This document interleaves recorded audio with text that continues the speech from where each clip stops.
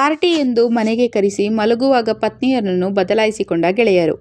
ಈಕೆಯ ಹೆಸರು ಮಾನಸಿ. ಕನ್ನಡಿ ಮುಂದೆ ನಿಂತು ಮೇಕಪ್ ಮಾಡಿಕೊಳ್ಳುತ್ತಾ ಇರುತ್ತಾಳೆ. ಅದೇ ಸಮಯಕ್ಕೆ ಅವಳ ಗಂಡ ರಾಜ್ ಬಂದು ಆಕೆಯನ್ನು ಹಿಂದಿನಿಂದ ಹಗ್ ಮಾಡಿ, ನೀನು ಇಂದು ತುಂಬ ಬ್ಯೂಟಿಫುಲ್ ಆಗಿ ಕಾಣಿಸುತ್ತಿದ್ದೀಯ ಎಂದು ಹೇಳುತ್ತಾನೆ. ಆಗ ಮಾನಸಿ, ನಿನಗೆ ಯಾವಾಗಲೂ ಪರಸ್ತ್ರೀಯರು ತಾನೇ ಚೆನ್ನಾಗಿ ಕಾಣುವುದು ಎಂದು ಹೇಳುತ್ತಾಳೆ. ಆಗ ರಾಜ್, ಹಾಗೇನೂ ಇಲ್ಲ, ನೀನೇ ಎಲ್ಲರಿಗಿಂತ ಬ್ಯೂಟಿಫುಲ್ ಎಂದು ಹೇಳಿ ಆಕೆಯ ಜೊತೆ ರೊಮ್ಯಾನ್ಸ್ ಮಾಡಲು ನೋಡುತ್ತಾನೆ. ಆಗ ಮಾನಸಿ ಅವನನ್ನು ತಡೆದು, ಇವತ್ತು ನಿನ್ನ ಗೆಳೆಯ ಹಾಗೂ ಅವನ ಪತ್ನಿ ಬರುತ್ತಾರೆ ಅಂತ ಹೇಳಿದ್ದೆ ತಾನೆ ಎಂದು ಹೇಳುತ್ತಾಳೆ. ಅಷ್ಟರಲ್ಲಿಗೆ ಕಾಲಿಂಗ್ ಬೆಲ್ ಆಗುತ್ತದೆ. ಬಾಗಿಲು ತೆಗೆದಾಗ ಅಲ್ಲಿ ತನ್ಮಯ್ ಹಾಗೂ ಅವನ ಪತ್ನಿ ಪ್ರಿಯಾ ಬಂದಿರುತ್ತಾರೆ. ಇವರಿಬ್ಬರು ನಗುತ್ತಾ ವೆಲ್ಕಮ್ ಮಾಡಿಕೊಳ್ಳುತ್ತಾರೆ. ಆಗ ಪ್ರಿಯಾಳ ಬ್ಯೂಟಿಯನ್ನು ನೋಡಿ ರಾಜ್ನ ನಿಯತ್ತು ಹಾಳಾಗುತ್ತದೆ.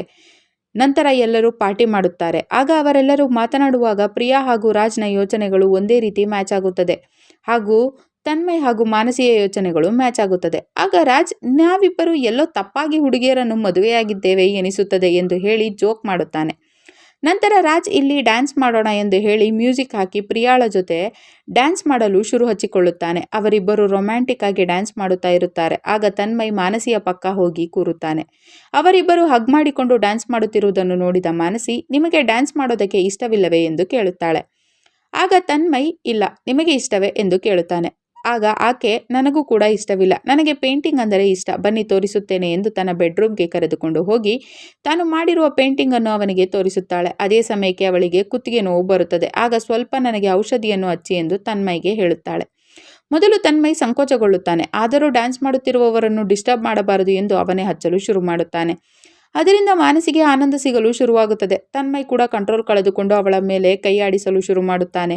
ಆಗ ಮಾನಸಿ, ನೀನು ಸಖತ್ತಾಗಿ ಮಸಾಜ್ ಮಾಡುತ್ತಿದ್ದೀಯ ಎಂದು ಹೇಳುತ್ತಾಳೆ. ಆಗ ನಾನು ಇನ್ನೂ ಚೆನ್ನಾಗಿ ಮಸಾಜ್ ಮಾಡುತ್ತೇನೆ ಎಂದು ಇನ್ನೂ ಹೆಚ್ಚು ಮಸಾಜ್ ಮಾಡಲು ತನ್ಮಯ್ ಶುರು ಮಾಡುತ್ತಾನೆ. ಅದೇ ಸಮಯಕ್ಕೆ ಅಲ್ಲಿಗೆ ರಾಜ್ ಬರುತ್ತಾನೆ. ಅವನನ್ನು ನೋಡಿ ಇಬ್ಬರು ಗಾಬರಿಯಾಗುತ್ತಾರೆ. ಆಗ ರಾಜ್, ಏನು ಮಾಡುತ್ತಿದ್ದೆ ನೀನು ಎಂದು ಕೇಳುತ್ತಾನೆ. ಆಗ ಮಾನಸಿ ನಡೆದುದನ್ನು ಹೇಳುತ್ತಾಳೆ.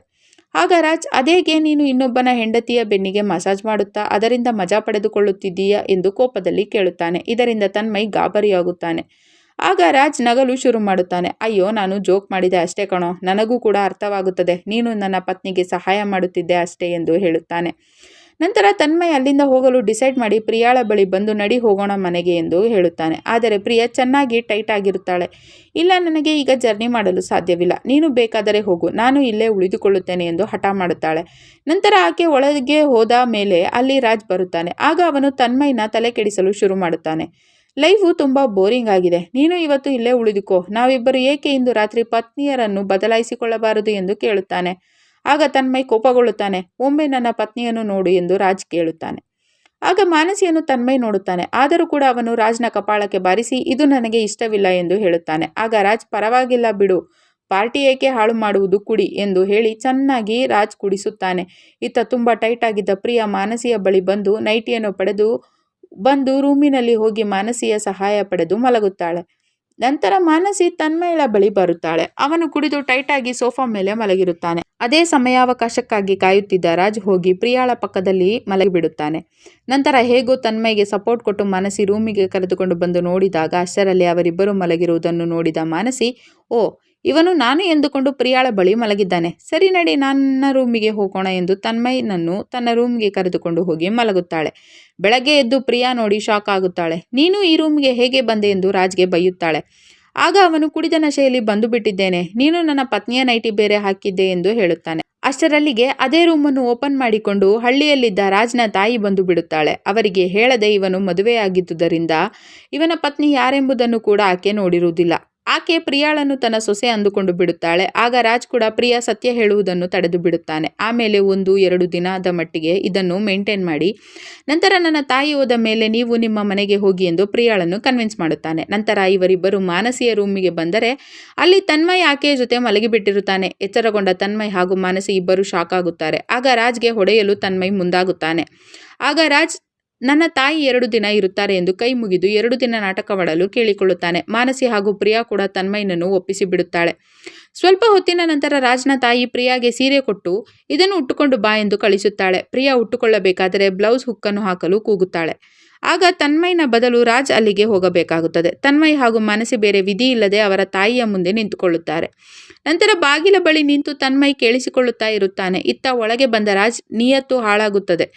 ಅವನು, ನಾನು ನಿನ್ನ ಕಾಲೇಜಿನ ದಿನಗಳಿಂದಲೇ ನಿನ್ನ ಮೇಲೆ ನನಗೆ ಕಣ್ಣಿತ್ತು, ಆದರೆ ನಿನ್ನನ್ನು ಪಡೆಯಲು ಆಗಿರಲಿಲ್ಲ. ಆದರೆ ನೀನು ನನ್ನ ಗೆಳೆಯ ತನ್ಮಯ್ಯನನ್ನು ಮದುವೆಯಾದೆ.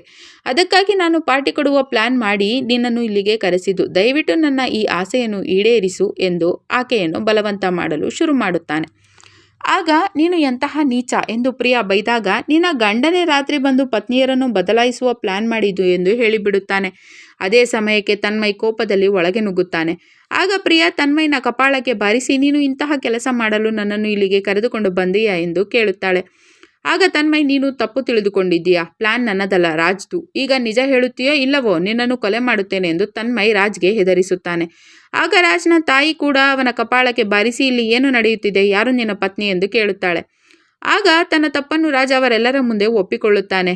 ಆಗ ಅವನ ತಾಯಿ ಮತ್ತೆ ಅವನ ಕಪಾಳಕ್ಕೆ ಬಾರಿಸಿ, ನನ್ನ ಹೊಟ್ಟೆಯಲ್ಲಿ ಹುಟ್ಟು ತಪ್ಪು ಮಾಡಿದ್ದೀಯಾ ಎಂದು ಹೇಳುತ್ತಾಳೆ. ಆಗ ಪ್ರಿಯಾ ಹಾಗೂ ತನ್ಮಯ್ ಈಗಲೇ ಇಲ್ಲಿಂದ ಹೋಗೋಣ ಎಂದು ಹೊರಡುತ್ತಾರೆ.